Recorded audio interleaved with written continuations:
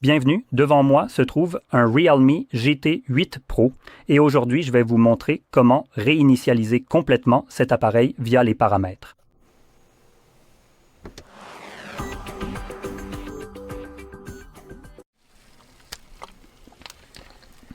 Tout d'abord, pour bien commencer la procédure, vous devrez vous rendre directement dans le menu de vos paramètres généraux et ensuite faire glisser l'écran tout en bas de la liste jusqu'à l'option intitulée « Système et mise à jour ». Avant de procéder à la réinitialisation de notre appareil, je voudrais rapidement parler de la sauvegarde ou de la migration de vos données selon ce qui sera le plus simple pour vous. Maintenant, si cela ne vous intéresse pas, alors n'hésitez pas à avancer la vidéo d'environ 6 ou 7 minutes. Je vais en effet entrer un peu plus en détail à ce sujet. Donc, pour continuer, ici vous avez les options de sauvegarde et de réinitialisation, alors nous allons cliquer dessus et vous avez deux possibilités. Vous pouvez soit faire une sauvegarde avec Google, soit sauvegarder et migrer en utilisant la méthode propriétaire, des applications Oppo, Realme, Vivo, OnePlus, etc. Elles utilisent toute la même application, donc elles utilisent toute l'application ClonePhone. Je vais d'abord commencer par parler de celle de Google. C'est probablement celle que beaucoup de gens utilisent sans savoir qu'en réalité, elle n'est pas très bonne. Donc, je veux expliquer cela et simplement vous dire quelles sont les limitations ici, juste pour que vous en soyez conscient à l'avenir. Ainsi, lorsque vous essayez de créer une sauvegarde avec votre compte Google, vous pourrez sauvegarder d'autres données de l'appareil, ce qui n'explique pas vraiment ce que fait cette autre vidéo. Donc, sauvegarder les contacts, l'historique des appels, les paramètres de l'appareil, les applications et les données des applications, les messages SMS et MMS, ainsi que les cartes SIM sur votre compte Google. D'accord, maintenant ça fait beaucoup d'informations qui sont effectivement sauvegardées, non? Eh bien, scoop, en réalité, ça ne sauvegarde pas vos applications. Les contacts, l'historique des appels et tout ça, c'est cool, ça ne prend presque pas de place et ce ne sont que des données que Google peut monétiser. Donc, il tire profit du fait de vous permettre de faire cela. Et c'est aussi ce que tout le monde fait sans vraiment en tirer profit. C'est pour ça que je le souligne simplement parce que je trouve dégoûtant que chaque donnée ici soit monétisable par Google. Et c'est ce qu'ils font sous couvert de « Regardez-nous, nous sommes tellement généreux ». Alors que tout le monde le fait, sans vraiment voler vos données, ni vous forcer à les envoyer dans le cloud. Donc la seule façon de créer cette sauvegarde, c'est de la faire dans le cloud. Vous ne pouvez pas la créer sur l'appareil, n'est-ce pas? Même si vous pourriez. Potentiellement, cependant, je pense que ça va quand même au moins en partie dans le cloud. Donc ça, c'est une chose. Maintenant, les applications, c'est le pire, car elles ne sont pas vraiment sauvegardées. Elles reçoivent juste des notes de rappel indiquant qu'elles doivent être retéléchargées depuis le Play Store. Donc, quand ça arrive, généralement, si une application a été retirée, je ne sais pas, du Play Store, prenons l'exemple de l'émulateur Yuzu. Donc, vous voyez, Yuzu, je crois que c'était celle qui était disponible sur le Play Store. Eh bien, Nintendo l'a trouvée et ils ont décidé de commencer à lancer des poursuites contre eux, comme si c'était Halloween et des bonbons. Donc, évidemment, ils ont retiré l'application du Play Store parce que je pense qu'il est peut-être plus facile de gagner à la loterie que de gagner un procès contre Nintendo. Donc, évidemment, l'application a disparu. Maintenant, si vous aviez cette application du Play Store avant qu'elle ne soit retirée, c'est super. C'est juste fantastique. Et vous pouvez toujours l'utiliser, ce qui est superbe. Maintenant, quand vous essayez de restaurer cette application, Google essaye de la récupérer depuis le Play Store. Mais le Play Store n'a plus cette application. Donc ça échoue tout simplement. Donc vous avez créé une sauvegarde de quelque chose qui n'a jamais vraiment été sauvegardé, parce qu'en réalité cela n'a jamais vraiment été sauvegardé. Et Google ignore toute application qui se trouve en dehors du Play Store. Donc si ça venait de GitHub, eh bien tant pis pour vous. Vous pouvez le télécharger vous-même à nouveau, parce que Google ne va sûrement pas s'en occuper. Donc ça c'est une chose. Une autre chose, ce sont les photos et les vidéos. Vous êtes limité à 15 gigaoctets seulement, car c'est le stockage par défaut pour les photos et les vidéos. Au-delà de ça, bonne chance. Vous pouvez le faire vous-même. Donc, comme sauvegarde, ce n'est vraiment pas terrible. À chaque étape, vous vous faites un peu handicapé par Google qui essaye de vous piquer vos données. Et même s'ils le font, ils vont quand même vous imposer des limites, comme 15 gigas. Quel genre de sauvegarde est-ce si je ne peux pas sauvegarder toutes mes données? C'est pourquoi je recommande tout simplement de passer celle-ci. C'est vraiment mauvais. Et de passer à celle-ci. Maintenant, cela sera parfait pour gérer les données entre appareils de la même entreprise, c'est-à-dire Realme, Oppo, Vivo et OnePlus. Ils utilisent tous la même application. Et donc, vous n'avez rien à télécharger. Il suffit d'ouvrir cette application qui est aussi disponible sur... Où est-ce? Quelque part ici. Voilà, c'est juste ici. Donc, c'est visible ici sur votre écran d'accueil et ce sera présent sur tous les types de téléphones. OnePlus, Vivo, Realme et Oppo, n'est-ce pas? Je tiens cependant à préciser que sur différents téléphones, elle aura des couleurs différentes. Donc sur OnePlus, elle est noire et rouge à la place, mais c'est la même. Elles vont se connecter entre elles et vous pouvez en fait choisir si c'est le nouvel appareil. Très bas. Voilà. Oppo, Realme ou OnePlus. Il devrait aussi y avoir Vivo ici, mais bon. Donc, vous pouvez utiliser cette application. Et vous pouvez facilement transférer des données d'un appareil à un autre, ce qui vous donne un excellent contrôle sur ces données. Vous pouvez transférer des applications, peu importe d'où elles viennent, vous pouvez transférer leurs données d'application. Vous pouvez évidemment transférer tous les journaux d'appel, contacts, messages, etc. Et tout cela n'est pas envoyé sur le cloud.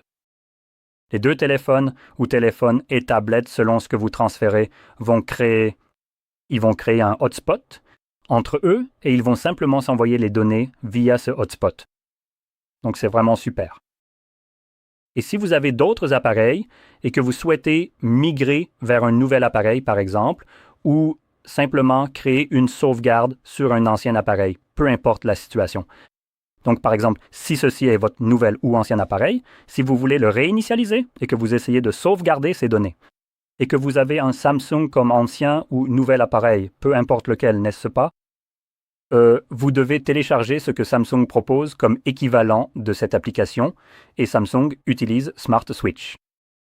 La raison de ce genre de stupidité ici, c'est que les fabricants comme Samsung ou Realme développent ces applications pour vous aider à importer des données vers leurs appareils et entre leurs appareils, pas pour vous aider à quitter leurs appareils. Donc, chaque entreprise qui a sa propre version de ce type d'application la rendra toujours utilisable dans un seul sens. Donc, si je téléchargeais Smart Switch sur ce téléphone, n'est-ce pas? Si on revient en arrière, vous pouvez voir qu'ici nous avons deux options. Ceci est l'ancien appareil ou le nouvel appareil. Maintenant, si je téléchargeais ClonePhone sur Samsung et que j'ouvrais cette application, elle ne me donnerait que l'option que mon Samsung est l'ancien appareil. Parce que de cette façon, il définit cela comme un ancien appareil. Vous transférez les données de l'ancien appareil vers le nouveau. Donc, je peux utiliser ClonePhone car cela m'aide à passer à cette marque d'appareil puisque c'est leur application. Dans l'autre sens, je ne peux pas utiliser ceci parce que je ne peux sélectionner que ceci comme étant un ancien téléphone. Donc, par conséquent, vous devez utiliser la version Samsung et la télécharger ici. Et lorsque vous téléchargez Smart Switch ici, cela va également vous donner ici que c'est uniquement l'option d'ancien appareil. Donc, dans tous les cas, Samsung utilise Smart Switch. D'autres marques, par exemple Xiaomi, utilisent Mi Mover. Celle-ci utilise ClonePhone, Oppo, Vivo, Realme et OnePlus. Tandis que Huawei utilise Phone Clone. Dans l'autre sens, Motorola a Motomove, je crois. Et je pense que ce sont principalement les plus couramment utilisés. Donc dans tous les cas, la plupart des marques ont leur propre solution, donc il faut identifier ce que propose l'appareil et s'adapter en conséquence. N'est-ce pas? Et une fois que c'est fait, vous pouvez transférer les données assez facilement, et c'est la meilleure façon de procéder. Bien. Ceci étant dit, passons maintenant à la réinitialisation proprement dite, puisque cela devrait marquer la fin de l'explication sur la sauvegarde. Donc nous allons retourner dans nos paramètres, puis dans Système et mise à jour, et enfin dans Sauvegarde et réinitialisation. Maintenant, nous allons maintenant sélectionner la dernière option qui est réinitialiser le téléphone et effacer toutes les données. Attendez un instant. Si vous constatez un décalage d'affichage, vous devrez le confirmer ici.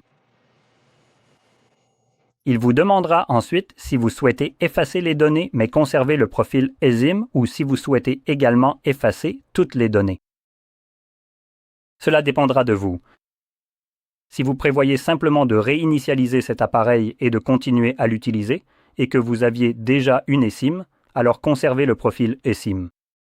Si vous utilisiez une eSIM et que vous réinitialisez l'appareil parce que vous avez un nouveau téléphone, alors vous voudrez probablement choisir la deuxième option, qui est d'effacer toutes les données. Maintenant, si vous n'avez jamais utilisé d'eSIM ici, que vous ne l'avez jamais connecté, honnêtement, peu importe ce que vous choisissez puisque vous n'en avez jamais ajouté, donc cela ne fait aucune différence. Je vais maintenant sélectionner effacer toutes les données, juste par précaution, au cas où il y aurait une eSIM à supprimer également. Et il nous affiche ce message rapide. Effacer toutes les données. Toutes les données, y compris les informations de votre eSIM, seront définitivement effacées. Cette opération est irréversible, mais n'annulera aucun de vos forfaits mobiles.